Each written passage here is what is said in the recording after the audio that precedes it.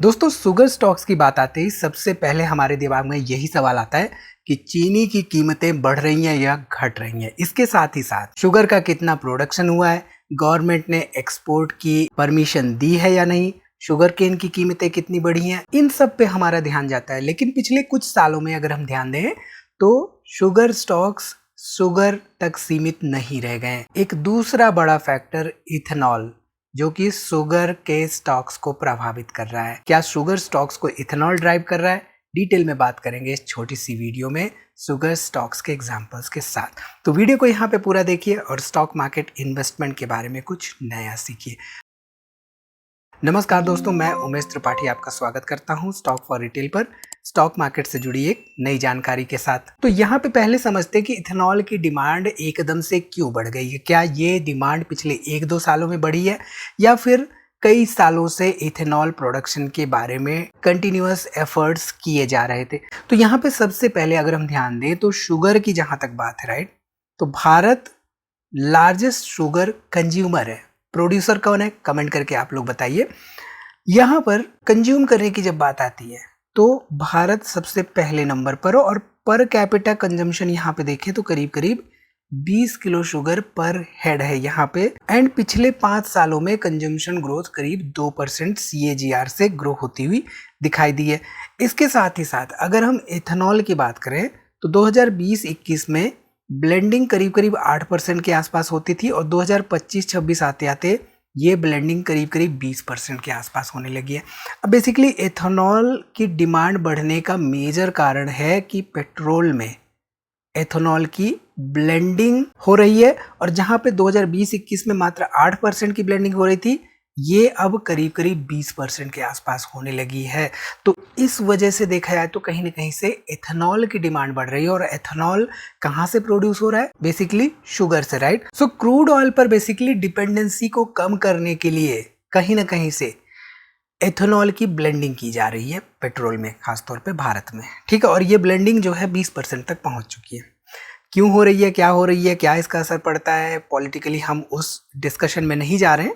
यहाँ पर हम ये समझने की कोशिश कर रहे हैं कि शुगर स्टॉक्स को कैसे ये प्रभावित कर रहे हैं, ठीक। अब यहाँ पे एथेनॉल ब्लेंडिंग की बात अगर हम करें तो FCI राइस जो है वो करीब करीब भारत में 72 लाख टन की सेलिंग की परमिशन है राइस प्रोडक्शन कंपनियों के पास। अब FCI राइस जो है, राइट, इसका इस्तेमाल होता है एथेनॉल के प्रोडक्शन में विथ शुगर, ठीक। इसके साथ ही साथ अगर हम एथेनॉल की बात करें, एथेनॉल ब्लेंडिंग प्रोग्राम की खास तौर पे बात करें तो ये ऐसा नहीं कि पिछले 3-4 सालों में शुरुआत हुई है इसकी, ऐसा नहीं कि पिछले 8-10 सालों में शुरुआत हुई है। इसकी शुरुआत एक्चुअल में 2001 में ही हो चुकी थी, जहां पे एथेनॉल ब्लेंडिंग प्रोग्राम को पहली बार लॉन्च किया गया था। उसके बाद फॉर्मली इसका अनाउंसमेंट हुआ था 2004 में।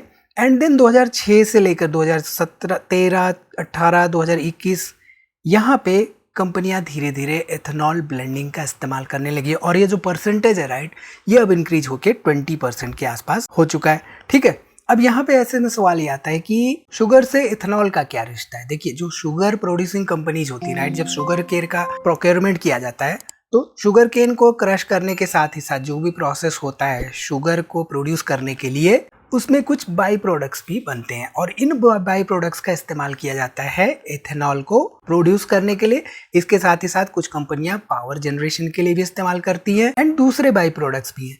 बट इसका मतलब ये नहीं कि कंपनी के पास अगर शुगर प्रोड्यूसिंग कैपेसिटी है तो वो एथेनॉल भी ऑटोमेटिकली प्रोड्यूस करके प्रॉफिट ग्रोथ कर लेगी। देखिए, कंपनी के पास अगर डेट बहुत ज्यादा है, राइट, तो इंटरेस्ट कॉस्ट बढ़ सकती है।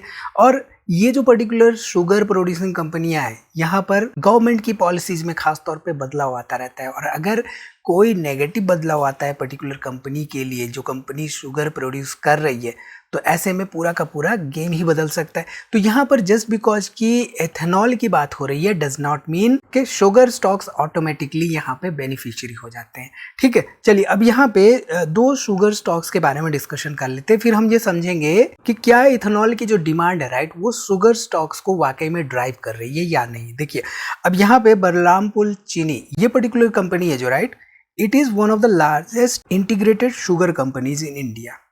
अब कोई भी शुगर कंपनी होती है ऑटोमेटिकली वो शुगर तो प्रोड्यूस कर रही है, शुगर के साथ ही साथ जैसा कि हमने देखा राइट बाई प्रोडक्ट्स भी होते हैं, और बाई प्रोडक्ट्स में कहाँ पर स्टैंड करती है कंपनी, ये जानना और समझना हमारे लिए बहुत इंपॉर्टेंट होता है। सो यहाँ पे शुगर केन कैपेसिटी जो है क्रशिंग की 80,000 TCD के पास है इस पर्टिकुलर कंपनी के पास। एंड साथ ही साथ अगर हम डिस्टिलरी सेगमेंट की बात करें राइट, तो यहाँ पे एथेनॉल प्रोडक्शन कहीं ना कहीं से बढ़ती हुई दिखाई दे रही है, चाहे वो एथेनॉल प्रोडक्शन सिरप रूट के जरिए हो या मोलासेस रूट के जरिए हो। देखिए डिफरेंट बाई प्रोडक्ट्स होते हैं और बाई प्रोडक्ट्स में एक बाई प्रोडक्ट होता है एथेनॉल भी। तो ऐसे में company based on the demand of the ethanol भी प्रोड्यूस करती है। ठीक है, अब यहाँ पे बलरामपुर चीनी की अगर हम फंडामेंटल्स पे ध्यान दें तो रिटर्न ऑन इक्विटी मात्र 9% के आसपास है, रिटर्न ऑन कैपिटल एम्प्लॉयड मात्र 9% है, डिविडेंड यील्ड 0.49% के आसपास है, कंपनी प्रॉफिटेबल है। यहाँ पे डेट टू इक्विटी 0.77 के आसपास है, पेट्रोस्की स्कोर मात्र 4 का है, सेल्स ग्रोथ पिछले 7 सालों का मात्र 6% के आसपास रहा है, and price to earning ratio देखिए तो 41 के आसपास देखने को मिल रहा है, एंड पीजी रेशियो यहाँ पे 4 के आसपास देखने को मिल रहा है। तो फंडामेंटल पैरामीटर्स में हम क्या देखते हैं, जनरली हम देखते हैं रिटर्न ऑन इक्विटी कैसी है, रिटर्न ऑन कैपिटल एम्प्लॉयड कैसा है, डेट कंपनी के पास कहीं ज़्यादा तो नहीं है, एंड मोस्ट इंपॉर्टेंटली वैल्यूएशंस कैसा है। देखिए वैल्यूएशन जब भी 15-16 के आसपास पी होता है तो हम ऐसे में कहते हैं अंडर वैल्यूड के आसपास हो सकती है कंपनी। अब अगर 15-20 के ऊपर होता है तो हम कहते हैं कि ओवर वैल्यूड होता है। तो ये सब चीज़ें भी एज अ रिटेल इन्वेस्टर हमें पता होना चाहिए, तब हम इन्वेस्टिंग डिसीजन मेकिंग कर सकते हैं। देखिए जस्ट बिकॉज कि एथेनॉल की स्टोरी चल रही है डज नॉट मीन कि हर शुगर प्रोड्यूसिंग कंपनी उसका बेनिफिशियरी लेगी, प्रोडक्शन के साथ ही साथ ग्रोथ भी कर सकेगी। ठीक है, चलिए अब यहाँ पे अगर हम बलरामपुर चीनी का देखें sales and profitability track record, तो 2015 में करीब 3,000 करोड़ का सेल्स था, यहाँ पे कंपनी लॉस मेक कर रही थी। 2020 में ये बढ़ के 4,700 करोड़ का सेल्स हो गया, 519 करोड़ का यहाँ पे प्रॉफिट हो गया। 2024 में 5,500 करोड़ का सेल्स एंड 534 करोड़ रुपए के आसपास net profit. And latest data के हिसाब से अगर हम ध्यान दें तो यहाँ पे करीब करीब 6,300 करोड़ रुपए के आसपास नेट सेल्स एंड करीब करीब 378 करोड़ रुपए के आसपास नेट प्रॉफिट देखने को मिल रहा है। अब एथेनॉल की डिमांड बढ़ी है बट यहाँ पे प्रॉफिट क्यों कम हुआ है पिछले 2-3 सालों में, ये सोचने वाली बात हो जाती है राइट।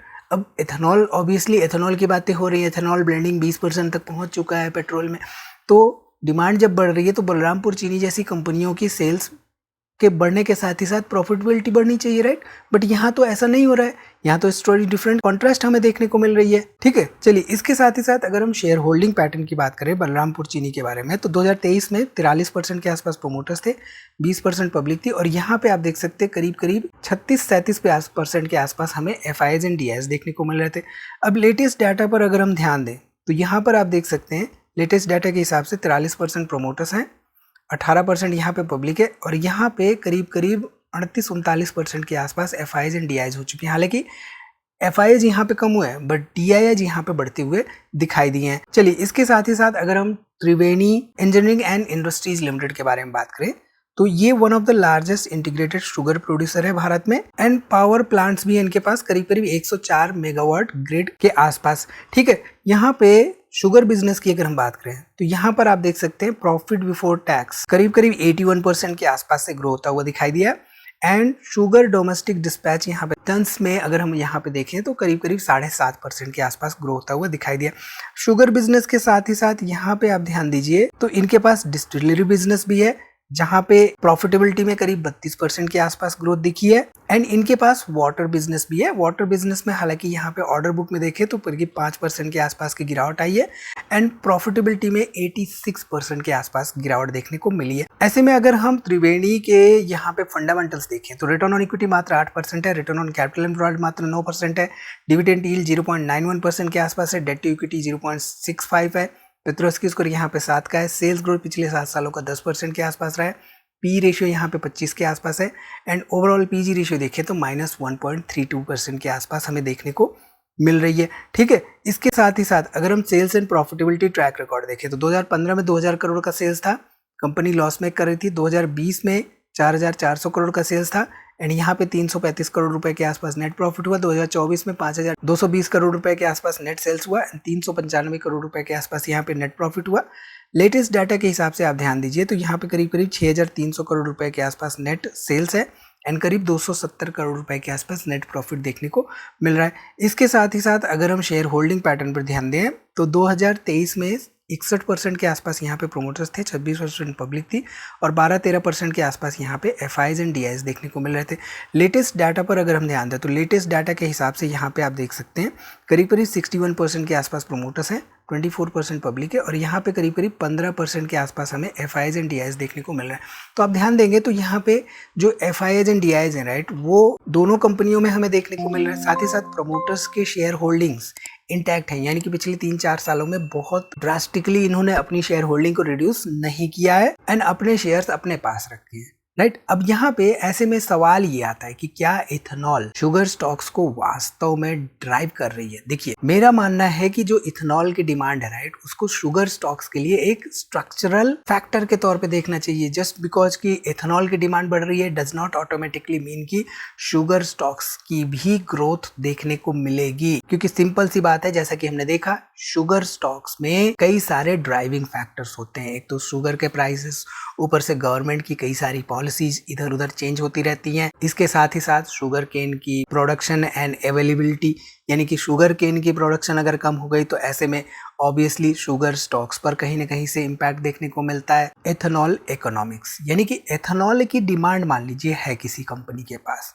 बट वो कंपनी ही एथेनॉल कितना प्रोड्यूस कर रही है, किस रॉ मटेरियल से प्रोड्यूस कर रही है एंड अल्टीमेटली मार्जिन्स कितना है एथेनॉल प्रोडक्शन में उस पर्टिकुलर कंपनी के पास, ये जानना हमारे लिए, समझना हमारे लिए इंपॉर्टेंट होता है। इसके साथ ही साथ यहाँ पर हमें ये समझ तो आ रहा है कि एथेनॉल एक बड़ा ग्रोथ ड्राइवर तो हो सकता है, लेकिन ऑटोमेटिकली हर शुगर स्टॉक, ये कहना ओवर सिंप्लीफिकेशन हो जाएगा। ठीक है, सो आखिर सवाल का जवाब क्या है, क्या एथेनॉल शुगर स्टॉक्स को ड्राइव कर रहा है? मेरा जवाब है हाँ, एथेनॉल की जो डिमांड है राइट, वो शुगर कंपनियों के लिए, शुगर प्रोड्यूसिंग कंपनियों के लिए एक इम्पॉर्टेंट स्ट्रक्चरल ग्रोथ अपॉर्चुनिटी है। But at the same time ethanol एकमात्र अकेला ड्राइवर नहीं है शुगर स्टॉक के ग्रोथ के लिए। ठीक है, तो कभी भी आप एथेनॉल से रिलेटेड शुगर स्टॉक्स के बारे में, शुगर प्रोड्यूसिंग कंपनियों के बारे में एनालिसिस कर रहे हो तो ये जरूर से जरूर देखिए एथेनॉल प्रोड्यूसिंग कैपेसिटी उस पर्टिकुलर कंपनी के पास कितनी है, साथ ही साथ किस रॉ मटेरियल का इस्तेमाल कर रही है कंपनी